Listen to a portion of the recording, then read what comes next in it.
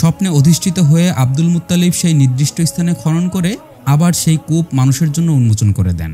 জমজম কূপের সুমিষ্ট পানি পেয়ে মক্কার লোকজন আব্দুল মুত্তালিবের কৃতজ্ঞতা জ্ঞাপন করে। এই ঘটনার পর পুরো মক্কা অঞ্চলে আব্দুল মুত্তালিব অবিসংবাদিত নেতা হিসেবে বরিত হন। কিন্তু কূপ খননের এই কর্মযোগ্য সমাধান করা খুব একটা সহজ ছিল না। কূপ খননকালে নানা বাধার সম্মুখীন হন আব্দুল মুত্তালিব। মক্কা এবং পার্শ্ববর্তী অঞ্চলের কয়েকজন গোত্রপতি দাবি করেন, যেহেতু কাবাঘরের মালিকানায় তারাও সমান হকদার, সুতরাং এই কূপের মালিকানায় তাদেরও অংশীদার করতে হবে। আব্দুল মুত্তালিব স্পষ্ট জানিয়ে দেন, তিনি স্বপ্নে অধিষ্ঠিত হয়ে এই কূপের মালিকানায় কাউকে অংশীদার করবেন না। তিনি নিজে স্বপ্নাদিষ্ট হয়েছেন বিধায় এর মালিকানা এককভাবে তার নিজস্ব।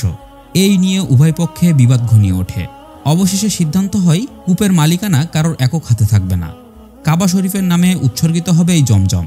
প্রতি বছর উপাসনার জন্য ধন্য হয়ে আসে যে তীর্থযাত্রীরা, তাদের তৃষ্ণা মেটানোর জন্য অর্পিত হবে এই জলধারা এবং কূপের পানি মুক্ত করে দেওয়া হবে সর্বসাধারণের জন্য। এই সিদ্ধান্তে শান্তি ফিরে আসে মক্কায়।